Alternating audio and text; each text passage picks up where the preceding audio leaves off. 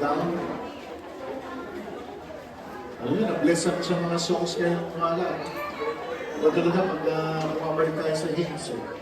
Mga hymns kasi, hindi mo nakakamali sa theological one yan. Framework nila eh. At ang talagang tunay na pagsamba talaga, pagbigay ng worship, ay kinikilala mo yung katangian ng Diyos. Kasi merong mga awit tayo na yung gusto mong gawin sa Panginoon. Pero talagang worship, kinikilala mo yung ginawa niya sa'yo. That's what worship is. Always focusing on what God has done for you. Yung mga katangian niya talaga, kaya nga because of who you are. Regardless of that. Papasalamat tayo umaga na ang ating tagapagsalita. First time yung gagawin ito ay kanyang message ay tungkol sa pag-ibig. Bago tayo mag-start, alam niyo ba na ito yung mission and vision natin? Yung vision natin gawing alagad ni Kristo ang lahat. Pero ang mission natin ay lumikha ng mga spiritual na komunidad na mamahalin ng Diyos at mamahalin ng kanyang kapwa na sila rin magtatatag ng mga spiritual na komunidad na mamahalin ng Diyos at mamahalin ng kapwa. Ayun yung atin, sino lang.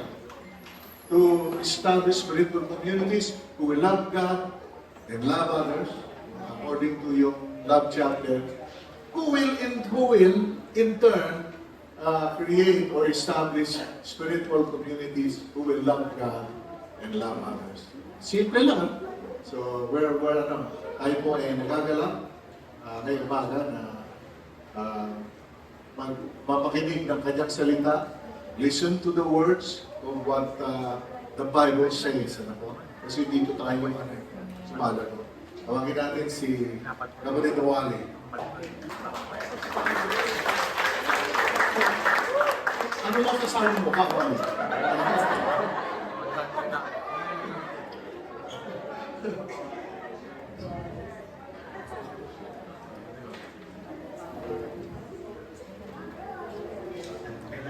Sa ating lahat. Napakaganda po ng intro ni Maya. Hindi ko alam na yun talaga yung eksakto sa mission and vision po natin. So, yun na po, sabi na po ni Maya yung title nung mag-uusapan po natin ngayong umaga, yung deeper in love.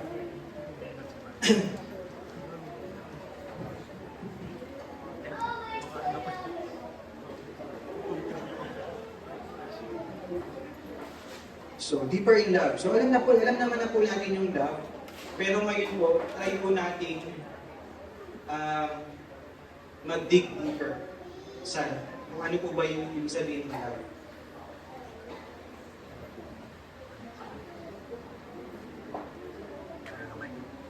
So, yung love po, alam na naman na po natin po, bago pa po natin makilala ang Panginoon. Meron na po tayo yung kanya-kanyang ibig sabihin kung ano po yung love. At nakikita po natin ito sa paligid natin. Pero bago po yun, ang tanongin ko po muna, sino po dito ang nagmamahal sa Panginoon? So alam niyo po yung love. Okay po. So, saan po natin nakikita yung love na to? Siyempre po una sa mga magulang natin. Sila po yung unang nagmahal sa atin. Sila yung unang nag-care sa atin. So, bago pa po natin makilala yung Panginoon, minamahal tayo ng mga magulang natin. Ano pa po? Bukod sa love ng mga magulang natin. Siyempre, yung kapag medyo ng binatanak, nagdalaga na, yung mga maniligaw naman na po natin. So, halos lahat po ng mga tao, gusto po nila yung feeling ng in love. At gusto po nilang mahalin sila. Meron po ba ditong ayaw nilang mahalin sila? Lahat naman po tayo, gusto po nating mahalin tayo. Meron po bang magde-deny na yung kapag yung feeling na yung meron nagmamahal sa iyo, ayaw mo ng ganong feeling? Meron po bang gano'n dito sa atin? Wala naman po siguro. Kasi masarap yung feeling na yun.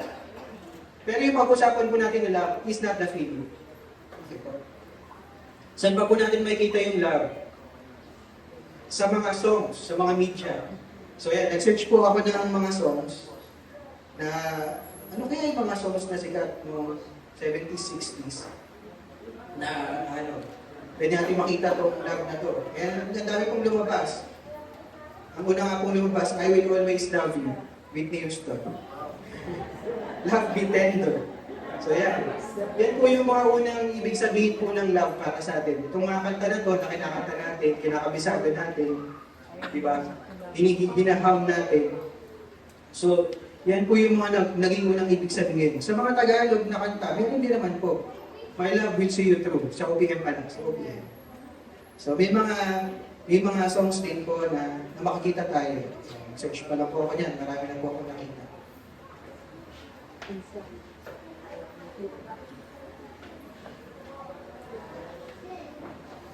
Pagkatapos po natin, so yun na po yung pagkakaintindi po natin sa love. And then dumating po yung time na nakilala naman po natin yung Panginoon. And meron po tayong bagong natutunan na love. Ito po yung pagmamahal sa atin ng Panginoon.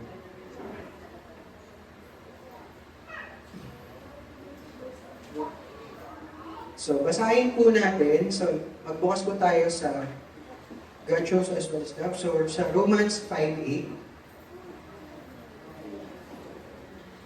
So, yan po. Buksan po natin sa Romans 5:8. Basahin po natin. But God demonstrates His own love for us in this. While we were still sinners, Christ died for us. Alam naman na po natin yung John 3:16. For God so loved the world, that He gave His only begotten Son, that whosoever believes in Him shall not perish, but have everlasting life. Meron din po sa 1 John 4:9. Buksan po natin sa 1 John 4:9. Basahin po natin. This is how God showed His love among us. He sent His one and only Son into the world that we might live through Him. So, nung first time po natin naintindihan tong love na to, sobrang blessed na blessed po tayo. Kasi, sino ba naman yung mag-o-offer ng kanyang life para sa life ng iba? Sabi po sa Bible, there is no greater love than a friend offer his life for his friend. So, ang Panginoon po, siya mismo yung nag-offer ng life niya.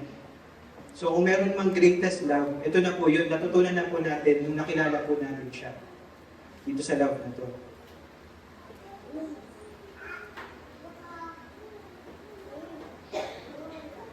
And then, pinapasok na po natin siya sa life natin.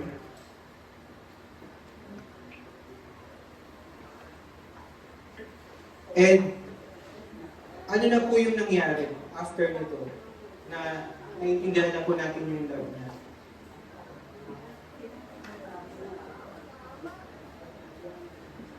So, yung love po ng Panginoon na natutunan natin, hindi po natapos doon.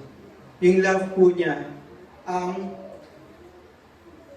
ibinigay niya po sa atin para matuto po tayo kung paano po magmahal.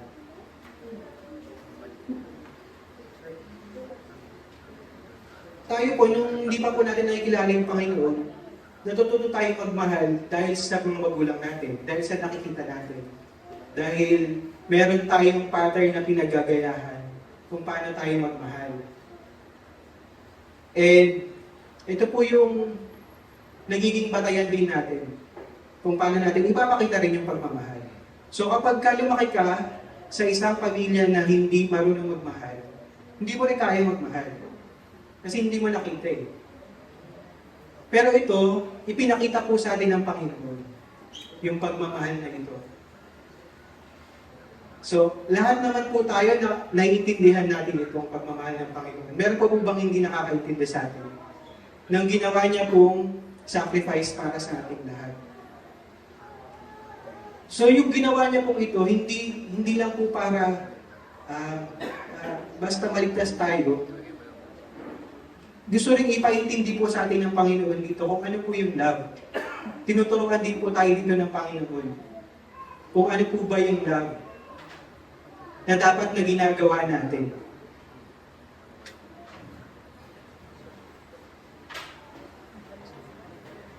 So, ngayon na po na naging Kristiyano na po tayo, at naiintindihan na po natin itong ibig sabihin ng love na to sa ating mga buhay. Ano naman po yung sinasabi ng Panginoon? Kung paano natin i-apply yung love na to. So, ayan, basahin po natin yung sa ating ngayong umaga, sa ating pong verse ngayon pong umaga sa let's open our Bible sa Matthew 22, verse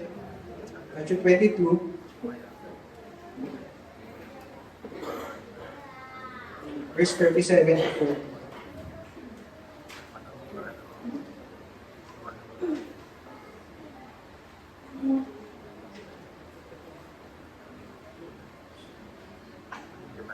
Sige po, basahin nyo na po. Love the Lord your God with all your heart, with all your soul, and with all your mind. This is the first and greatest commandment, and the second is like it. Love your neighbor as yourself. All the law and the prophets hang on these two commandments. So, let's pray po. Panginoon, patuloy po kami lumalapit sa inyong harapan, Panginoon. Patuloy po kami nagpapakumbaba, Panginoon, at dalayan po, ikaw patuloy na magbigay sa amin ng kakayahan, Panginoon, para maintindihan po ang iyong mga salita at matanggap ito ng aming mga puso't isipan, Panginoon. At magawa namin, Panginoon, ito pong ibig sabihin ng love na gusto niyo po, Panginoon, na maintindihan namin, maipaintindi sa amin, Panginoon. Ito, maisa pamuhay namin, Panginoon. Gaya ng iyong naisin, Panginoon, na magawa sa aming mga buhay. Ang aming dalangin sa Panginoon Jesus. Amen.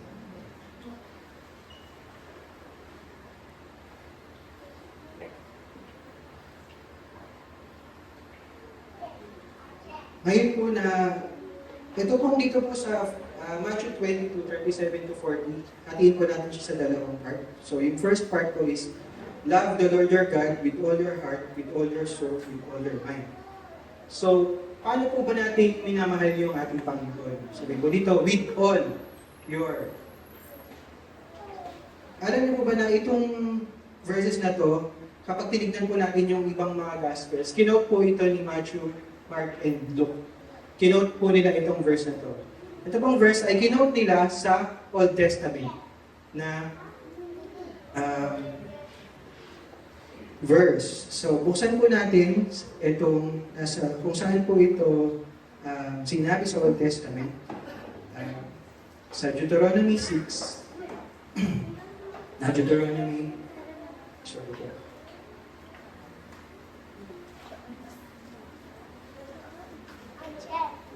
6, verses 4 to 5. So ito pong time na ito ng Deuteronomy 6, verses 4 to 5, ito na po yung time na ibinigay ng Panginoon kay Moises yung kanyang Ten Commandments. So sa chapter 5 po yun. So ito naman po yung sa chapter 6 ng Deuteronomy.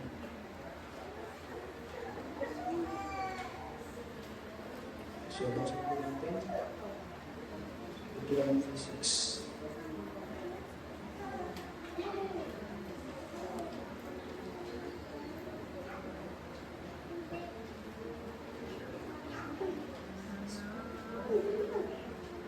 So, yan. Basahin na po natin Deuteronomy 6, 4 to 5. Hear, O Israel, the Lord our God, the Lord is one. Love the Lord your God with all your heart, with all your soul, and with all your strength. So, ito po yung, kung titignan na po natin, so, ganito ko po pala mamahalin yung Panginoon. With all my heart, soul, and strength. Pero paano yun? Paano ko siya mamahalin with all my heart, with all my soul, and my strength? Pero kung babasahin pa po natin yung mga kasunod na verses po ito, maintindihan po natin yung ibig sabihin nito. So, basahin po natin. Dito na po tayo sa 7. Impress them on your children. Talk about them when you sit at home and when you walk along the road. When you lie down and when you get up, tie them as symbols on your hands and bind them on your foreheads. Write them on the door frames of your houses and on your gates. So ito po yung gusto ipagawa ng Panginoon sa kanila. So sinabi po ng Panginoon, sige, mahalin mo ako ang iyong buong puso ko, kaluluwa, buong lakas. Pero ito po yung gusto niyang gawin natin. Ito po yung gustong gawin ng mga Israelita ng time na to. So ito po kasi commandment ito, binigay ng Panginoon sa mga Israelita. Ito po yung gusto niya gawin nila. Impress them on your children. Talk about them when you sit at home.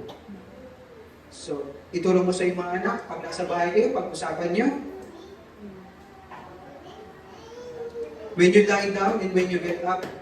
So, pagtulog, tsaka pagising, so halos buong araw, tie them as symbols on your hands. So, maglagay ka ng mga symbols sa hands mo para maalala mo itong mga salita niya, itong mga commands niya. Bind them on your foreheads.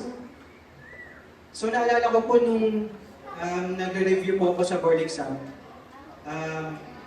ginawa ko po ito ginawa po ito pala ng mga, hindi pala ako gumawa, ginawa po ito ng mga kaklase ko.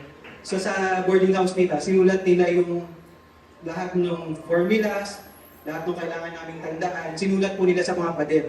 Sinulat sa pinto ng CR. So, pag nag-CR ka, pagtingin mo, ito, naalala ko. So, ganun po yung gustong magagawin ng Panginoon dito sa atin. Pero bakit kaya? Gusto lang ba niya na isulat natin sa pader or pag-usapan natin lagi?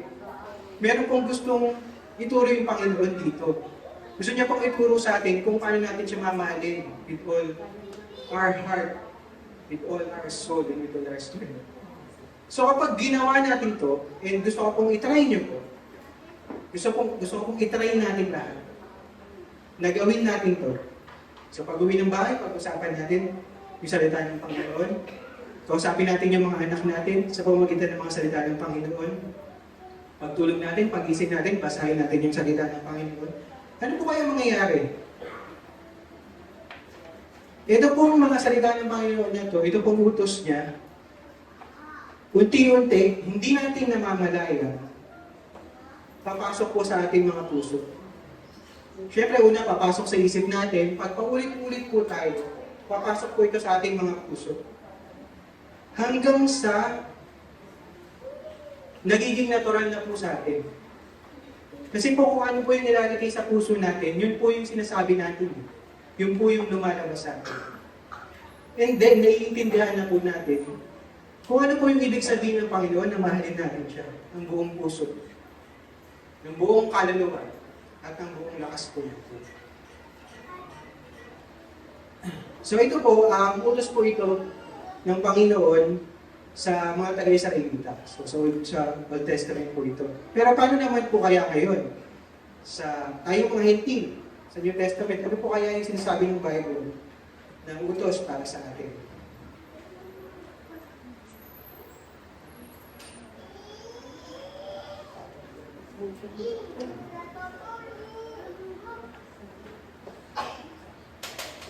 So, buksan po natin yung ating Bibles.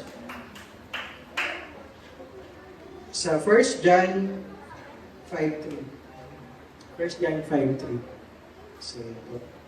So sa tayo ng mga Hentil, may sinabi din po ang Panginoon kung ano naman po yung utos niya po sa atin. Sabi po dito, ano ba yan?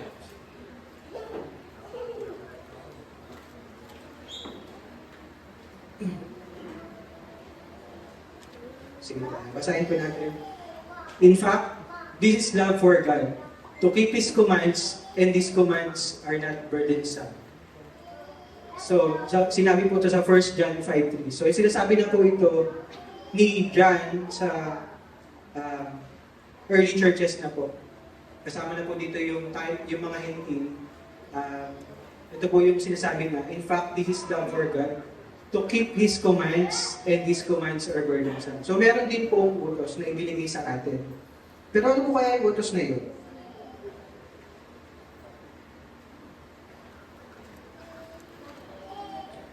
Basahin po natin sa 1 John 3:23 to 24.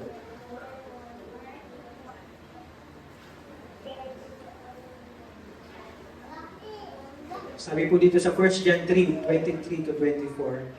And this is His command. So sinabi po kanina, mayroong command po sa atin. So sabi po, ito naman po yung command. Sabi niya, and this is His command, to believe in the name of His Son, Jesus Christ, and to love one another as He commanded us. So nung namatay po ang Panginoon, nung namatay si Jesus para sa atin, tinubos niya na po tayo sa mga kasalanan natin.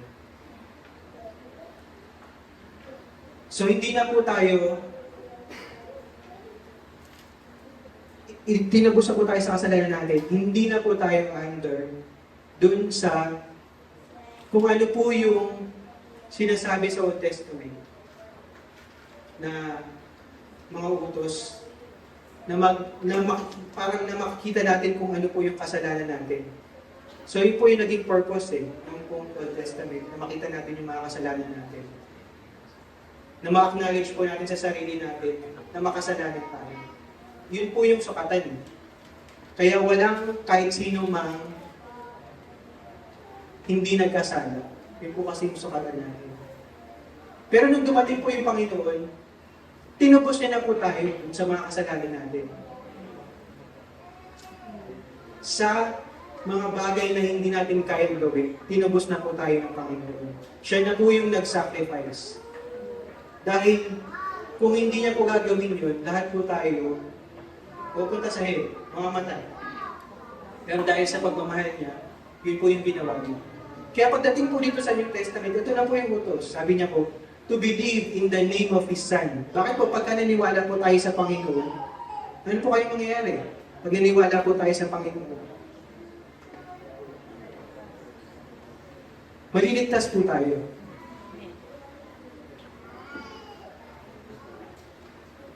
At alam ko naman po na alam niyo na rin naman po ito. Pero kung gusto ko pong maintindihan natin na ito yung command.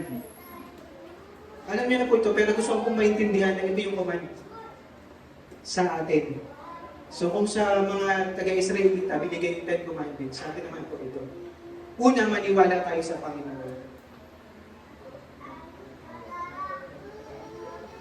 Loving God with your mind. So yung isa sa mga Gospels, minadagdag, love the Lord your God with all your mind.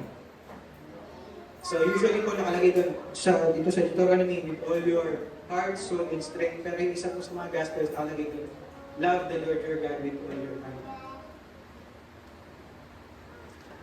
Loving God with our mind, dito po nagsisimula. Naniniwala po tayo sa Kanya.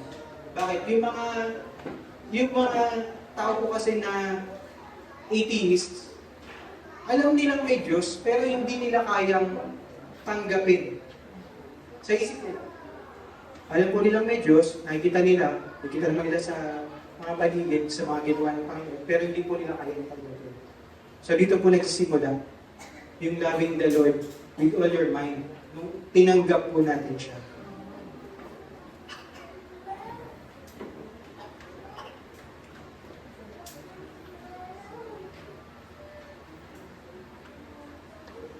And then, may kasunod po ito, and to love one another as He commanded us. So, yun po yung kasunod, to love one another as He commanded us. Pero kung babalikan po natin yung verse po natin kanina, sinabi rin po dito sa Matthew 20:22.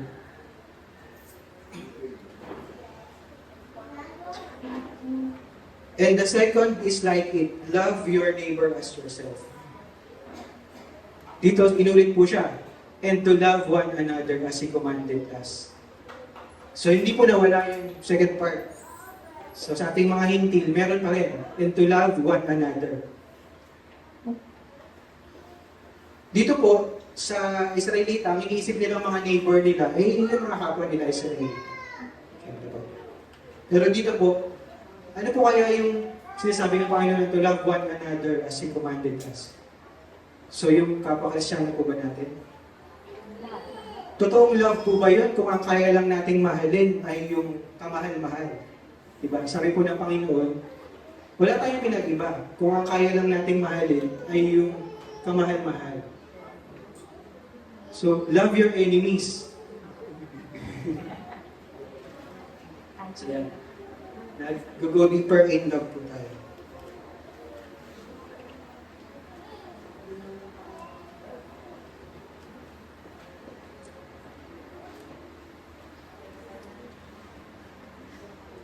Basahin po natin sa John 15, 9 to 12 po.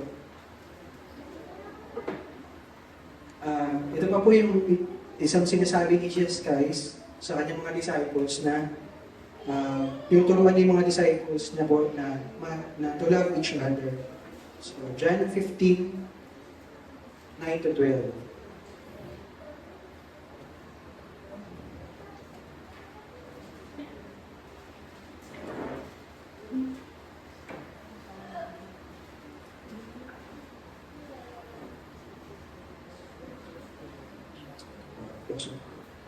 Yun. Sige. Sige po, let's open our Bible po. John 15.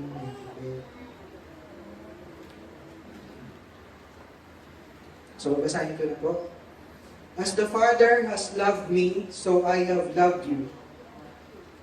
Now, remain in my love. If you keep my commands, you will remain in my love, just as I have kept my Father's commands and remain in His love. I have told you this is that my joy may be in you and that your joy may be complete. My command is this: love each other as I have loved you. So yan, ito lang po ni Jesus Christ, yung mga disciples niya na mahalin po nila yung isa't isa. At dito nga po sinabi na, no greater love has no one than this, to lay down one's life for one's friend. Basahin din po natin sa 1 John 4:7 to 8. So, isa po ito sa mga memory verse po natin.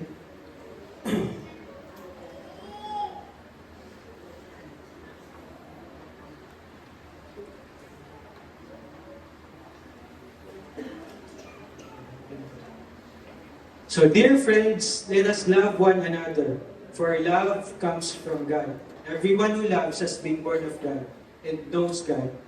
Whoever does not love does not know God, but God is love. So, kapag sinasabi po natin, kilala po natin yung Panginoon, kailangan po nating matutong magmahal. At kung sinasabi natin totoong mahal natin yung Panginoon, kaya nating magmahal. Na anong klaseng pagmamahal po? Nung pagmamahal po na gusto niya po matutunan natin. Hindi po nung pagmamahal na nauna natin naiintindihan. So, whoever does not love, does not know God. Tama naman po. Yung love na sinasabi din po dito, yung love na ibig sabihin po ng Panginoon, hindi po nila kaya yun. So, nung hindi pa po kayo mga Kristiyano, hindi po natin po kayang gawin. Kasi hindi pa po natin kilala yung Panginoon. Pero nung nakilala na po natin yung Panginoon, kaya na po natin ito gawin. Kasi po siya yung nag-iinit po sa atin para magawa po natin itong pagmamahal na ito.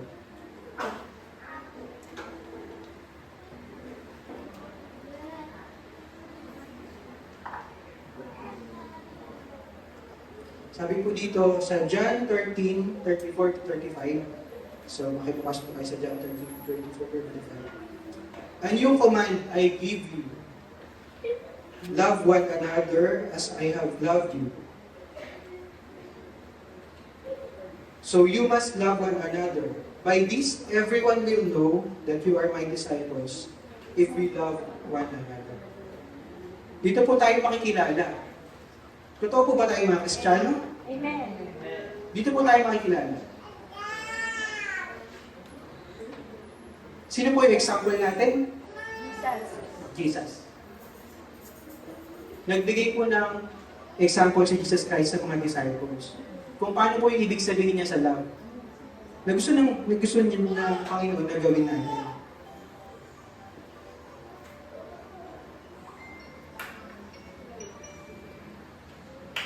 Ano po kaya yung love na to? So alam naman po natin. Punta po tayo sa the love chapter. So sa 1 Corinthians 13.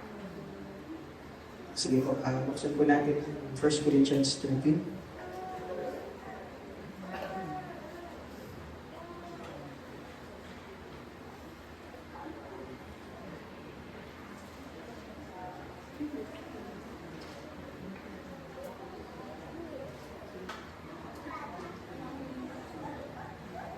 Ito pong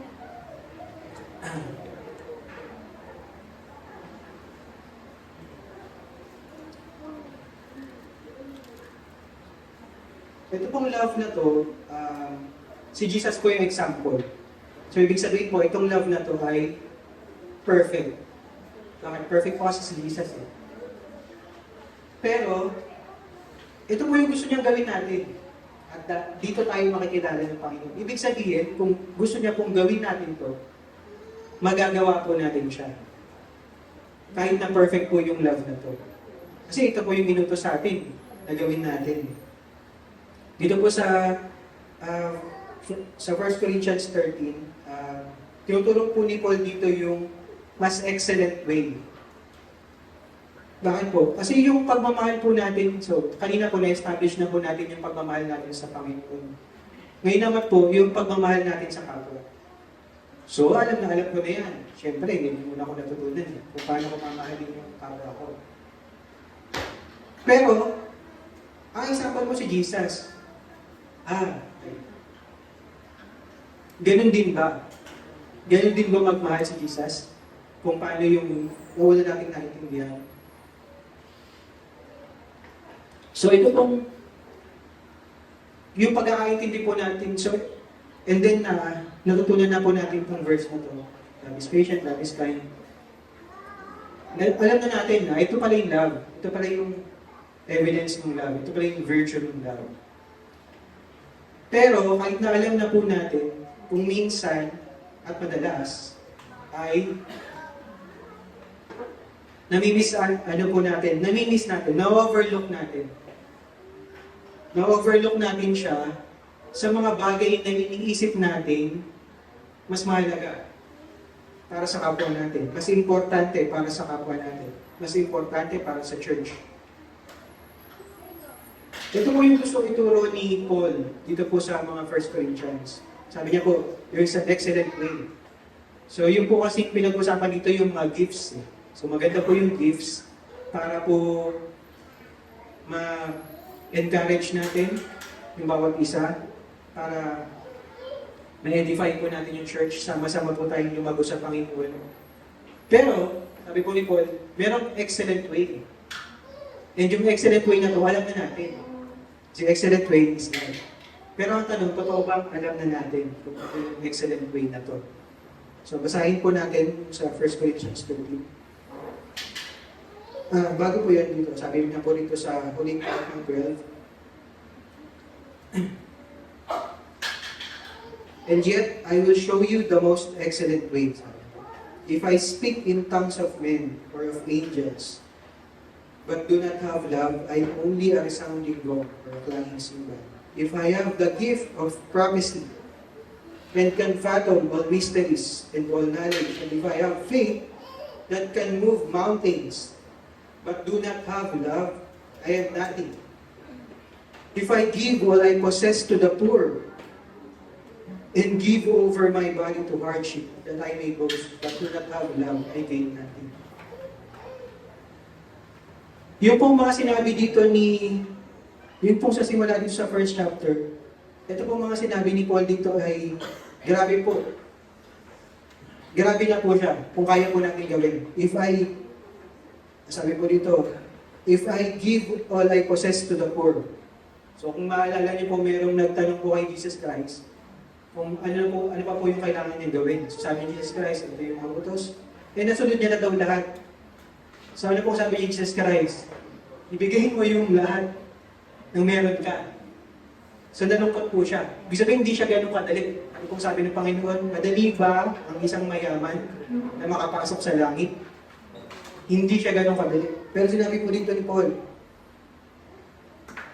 if I give all I possess to the poor, and give over my body to hardship. Sobrang ganda na po nito. Pero,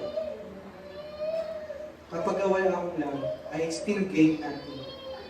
Gusto pong maintindihan natin ni Paul dito na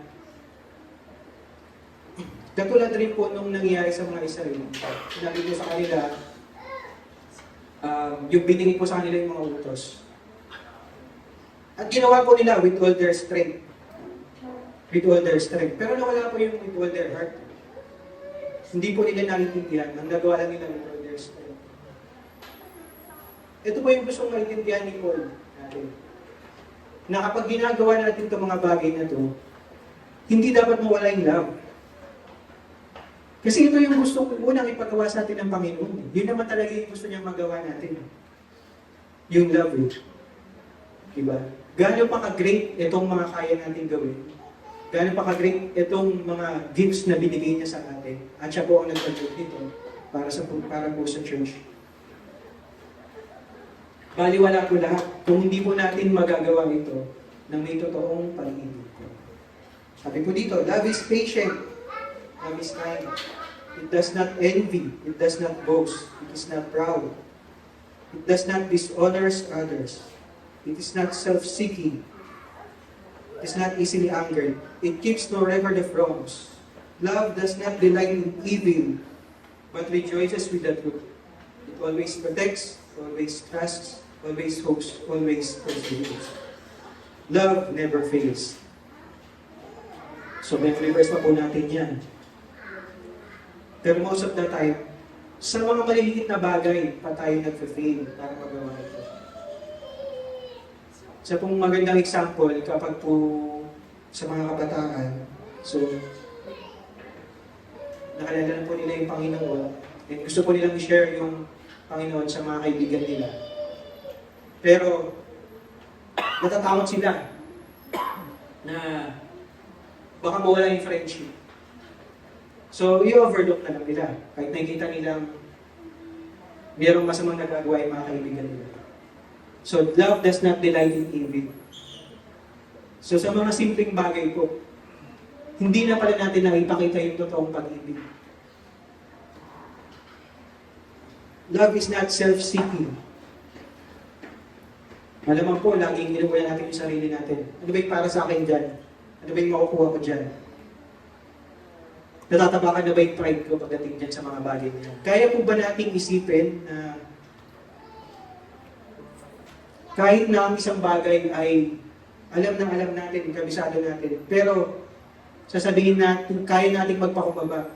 At huwag isipin na mas magaling tayo kaysa sa iba. So tinutulog po sa atin ni Paul. Huwag mong isipin na mas great ka kaysa sa iba. Ang ayon sa nararapat na. So kung minsan po kasi masyadong mataas yung tingin natin sa sarili natin.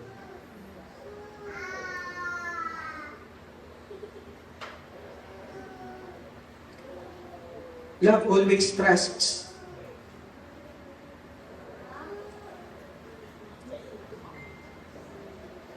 Mabilis po tayo minsan mag-isip ng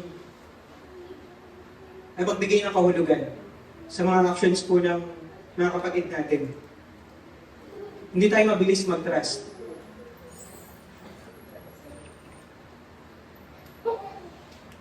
Hindi po pangit yun, mabilis tayo mag-trust. Kasi yun yung love eh.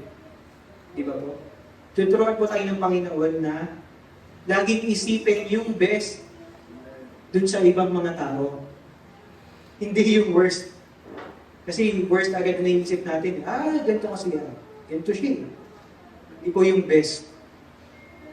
So hindi na pala natin na ipapakita yung love natin kapag po hindi natin kaya i-trust kung ano yung best dun sa mga tao. Pero syempre, tinuturuan din po tayo ng Panginoon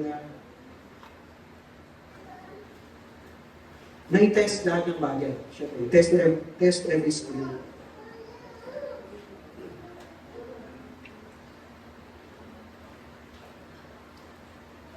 Always hopes, always perseveres. Kahit gano'n na po kahirap, patuloy pa rin ako. Sa life natin, mahirap po. Pero patuloy pa rin tayo.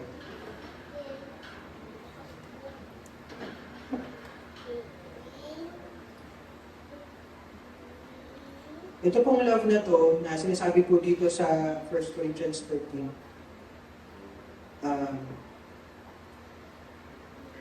perfect siya, hindi siya madaling gawin. Dahil supernatural siyang love. Hindi siya yung love na nakikita lang natin sa paligid natin. Itong love na to galing sa Panginoon. Kaya supernatural siya. At para magawa natin to, kailangan po natin ng conscious effort Hindi po ito feeling. So, kailangan meron kang conscious effort.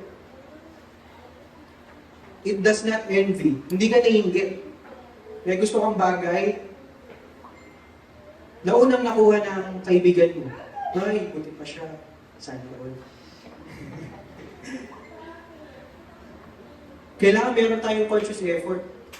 Kasi baka hindi natin namamalayan.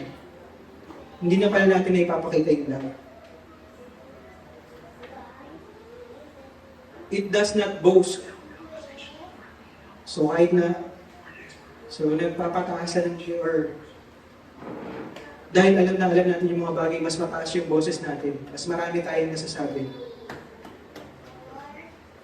Hindi naman natin alam na, okay, ang dami palang alam nitong isang kasama natin.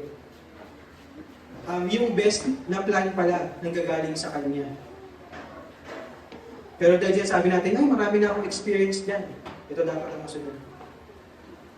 Kailangan may conscious effort po tayo para magawa ito. Para piliin mas maging humble sa kabila ng alam natin.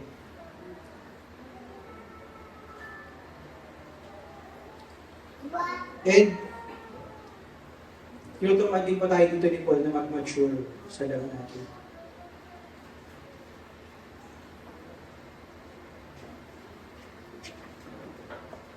When I was a child, I talked like a child. I thought like a child. I reasoned like a child. When I became a man, I put the wings of childhood behind me. Tinuturuan po tayo dito ni Paul na mag-mature po tayo dito sa love natin. Dahil kaya po natin magawa ito. Dahil ang Panginoon po yung nag-enable po sa atin para magawa ito mga bagay natin. So isatabi na po natin yung childhood ways po natin. Yan. Dahil lahat po tayo ay kahit matanda na, nadadala po natin yung ating mga childhood ways. Tama po ba? Lahat po ba yung magde-deny? Minsan. So,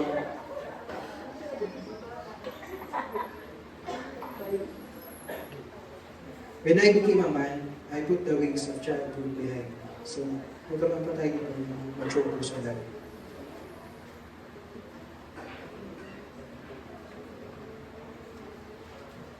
Dahil supernatural po itong love, hindi po natin ito magagawa kapag wala ang Panginoon sa ating buhay.